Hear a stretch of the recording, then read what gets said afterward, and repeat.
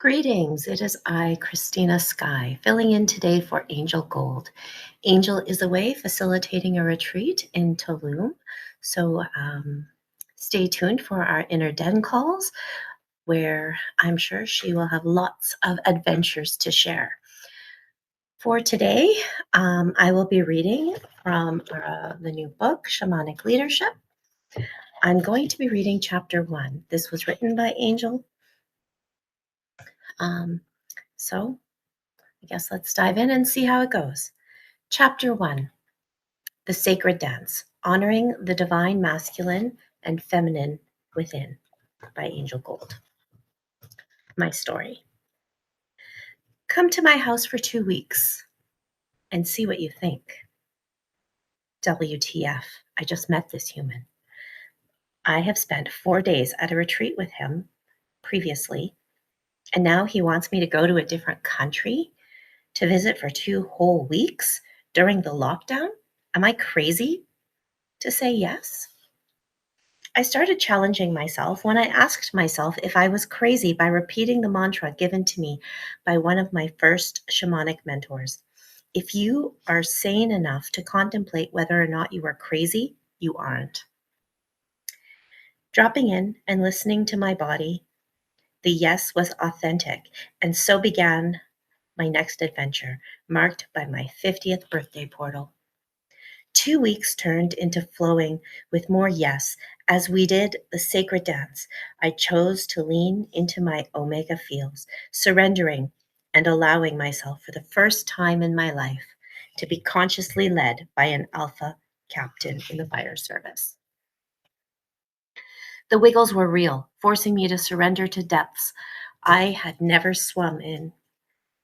His capacity to out-warrior me was strong, which allowed my goddess to peek her head out and experiment with the mysteries surrounding her while I felt safe and held in this space. Soon into our courtship, an adventure called as the world attempted to navigate COVID and the restrictions put upon us humans. One warrior said no to the institution that was challenging his beliefs about vaccinations, and he made choices to leave his community and go where his values were accepted. We said yes in support of this member of my Alpha's pack and helped his family move from the West Coast all the way to the other side of the country via moving trucks.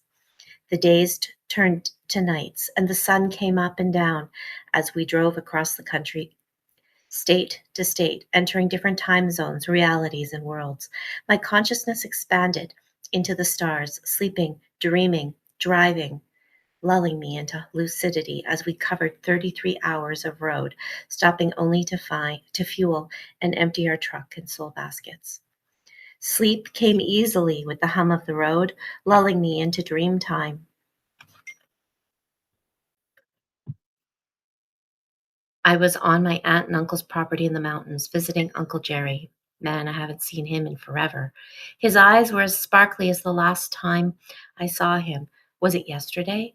My heart was exploding with joy as we walked the property through the trees, smelling the fresh mountain air.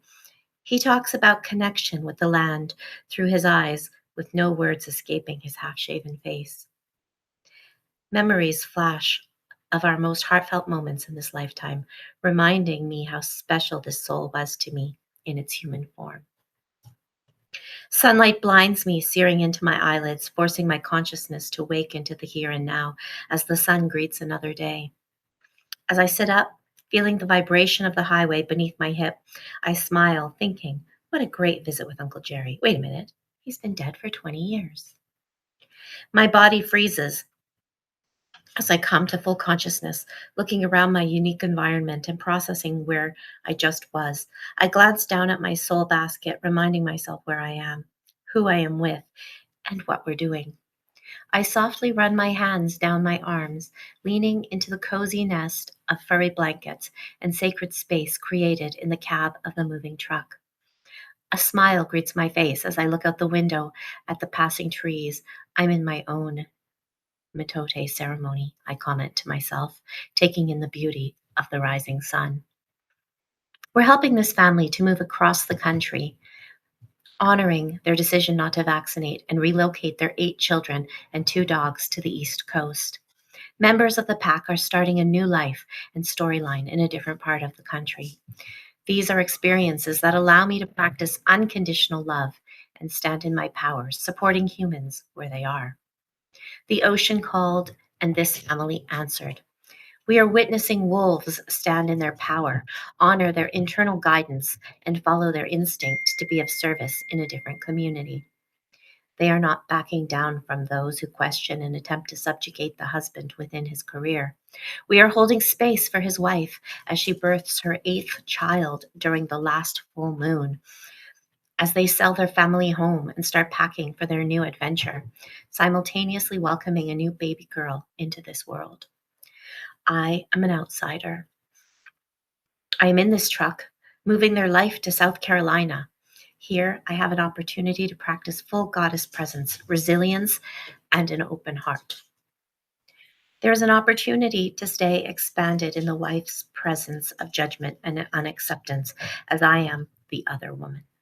I challenge her agreement that divorce is not okay in her Christian belief system. I witness my body during the discomfort, acknowledging and supporting myself in solo practice.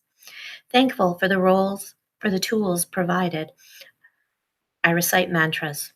I do breath work and honor my body by removing myself when my energy is too low to maintain my nervous system as she slowly works through her own agreements. We acknowledge the death cycle she is in. New baby, new home, a new state, new life, as she wrangles 8 children in the middle of a pandemic as her alpha chooses to leave his job. I repeat the mantra, new baby, new home, new state, new life, as I practice not taking her distance personally. I am overwhelmed by the chaos of the moving trucks being unloaded by the 3 firefighters who drove across the country to help their brother and his family, part of their pack.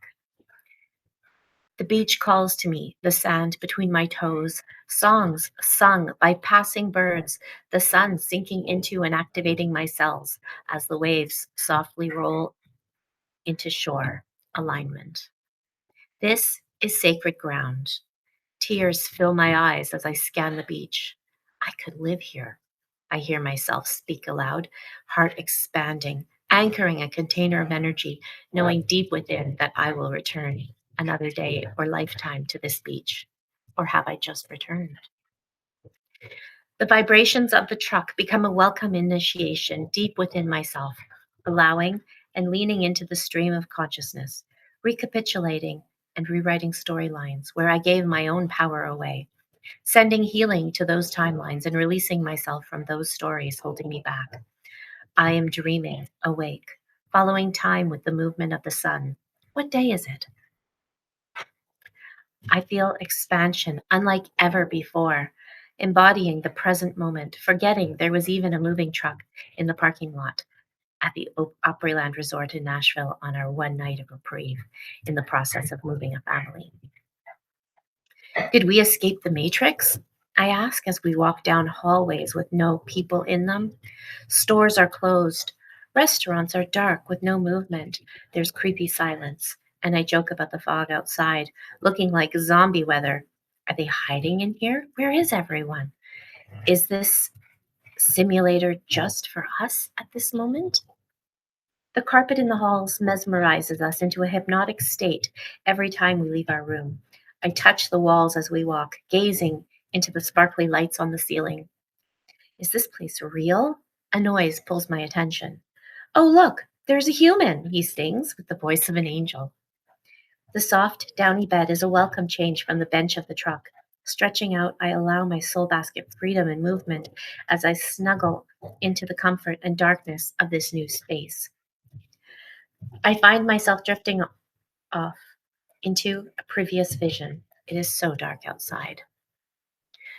With the vision of the eagle, I witness.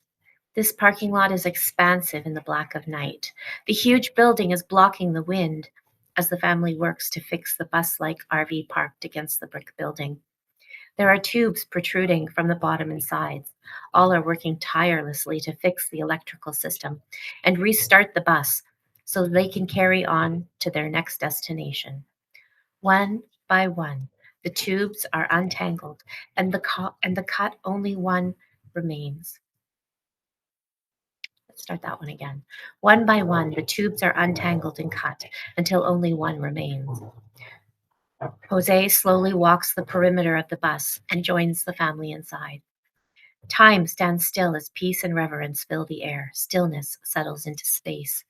The generations of the family quietly gather inside the bus, breathing in unison, merging with the infinite as he is called home. Waking up from my dream, moisture held in my eyes as my heart holds space for my loved ones, I turn on my computer and write. Hearts, transversing in the infinite, grazing past the stars and moon, hearing calls from heaven. She called him home so soon. Honoring an abandoned temple, showering love in a different tune, grateful for this journey, gratitude for you. Your love, your heart, your everything inspires my heart's truth. During domestication, allowing our souls to thrive, we came to Earth in avatars, knowing the risk to be alive. Our birthright, our song. If the world could just get along, peace and love comes in all forms of size. I pray the world one day will come to realize. Blessings to you for lighting the way, shining your bright light. As you whisper words of wisdom, I hear you in the night. The sun peeks into the room, into my eyes, gently bringing me back into the soft, downy bed. I am filled with love and gratitude for this journey in space and the humans who have chosen to join me in this storyline. Stepping into the parking lot of the Opryland Resort, greeting the full moon in all its glory, I take a moment to honor Don Miguel Ruiz's brother, who crossed over the night before. Breathe. I'm ready for the next part of this magical adventure I'm on. Feral and free, the full moon in me. Feral and free, the full moon in me. Sparkly lights shining down, shedding light on the now. Presence is truth. The light shines so bright. My love, my heart, beams gratitude for this night. Sea salt drips down from my wet hair as we find our seats on the plane. I'm settling in and allowing the expansion room to play, drifting in and out, recapitulating what comes into my awareness as the plane lulls me into lucidity. Hours drift by, the sun long into slumber, our last plane to catch, missed by minutes in the dark of night. My warrior within perks up. The boys are on a 48-hour shift at 8 a.m. It's midnight, and we're in Seattle. 3.5 hours from home with no flights left tonight. Okay, I'm driving. Scanning the airport. Where's Starbucks? I need coffee. Don't make assumptions, I hear from deep within. I pass along my thought process to my partner, who instantly rejects the offer. No, I'm fine. But you both must work tomorrow and I don't. You unpacked the entire truck by yourself today and then went surfing, then got on a plane that crossed the entire country. This is what we do. We're doers. Witnessing my jaw clenching and the fire building in my belly, I got still and checked in with my body. Hey, love, what's going on? I am capable of leading. I felt like I was not doing enough unloading the trucks because I physically could not. This I can do. I know how tired they both are. Driving that tired is a safety issue. I will not sleep anyways. I have been expanded in goddess energy the whole trip. My warrior is not being acknowledged at this moment. Oh, he is forgetting we made an agreement to be agile with our aspects. I need to use different language. Thank you. I turned to my partner and looked deep into his eyes. Hey, Alpha. This is a perfect opportunity for you to practice being willing to receive.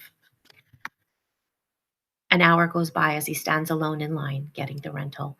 As we head to the car, I inform the young cub I will be driving. The same dialogue shows up. The banter and giggles commence around their fast lifestyle and lack of sleep being normal in their world. This time I just smiled and sent him so much love, knowing seeds will be planted tonight. I practice patience with the wolf cubs. The little one chooses to drive first. He pops in the front seat, and I slide in the passenger seat while my partner lies across the back with my furry blanket. At 1 a.m., I poke him. Are you ready to switch? He chooses the destination where we will switch, crawls into the back seat, and accepts the furry blanket offering. An hour into my drive, the warrior beside me wakes, checks the GPS, and starts to talk. Aren't you supposed to be sleeping? I grin, running my hand along the inside of his leg and up to his chest, settling on his heart. I got you.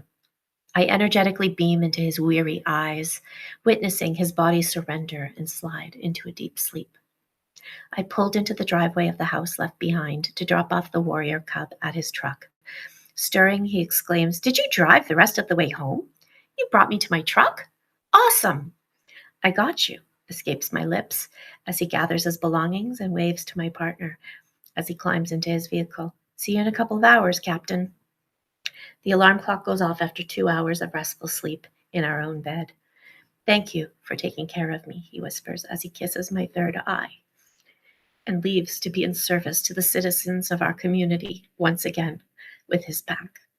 The start of a new day. Medicine. Routines kill creativity, yet humans also need routines. Where is the balance?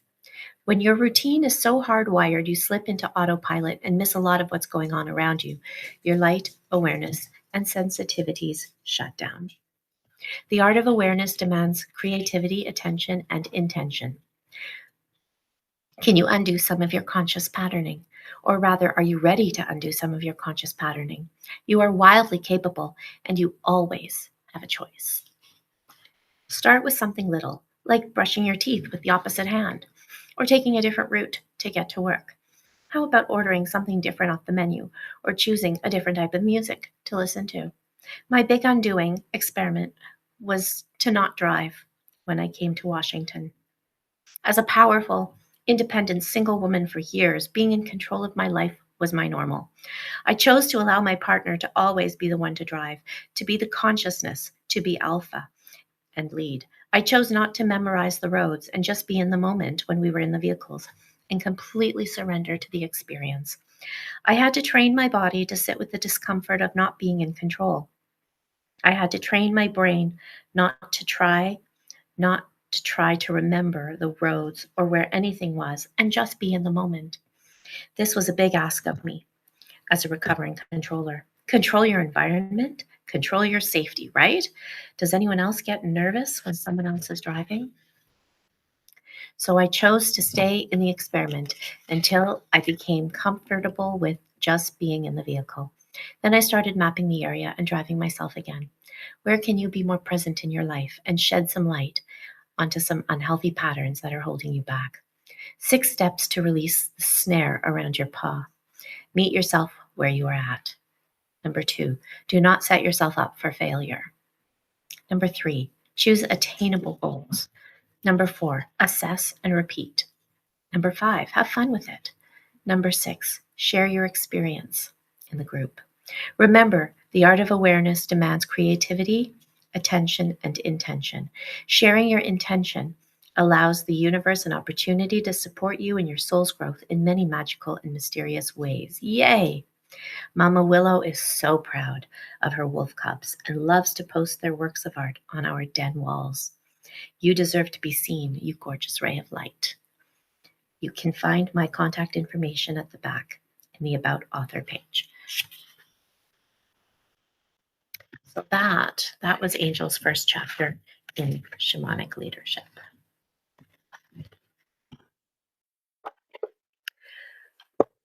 I'm hoping that on Tuesday evening that she will be around for our Inner Den call. And see you then. Bye.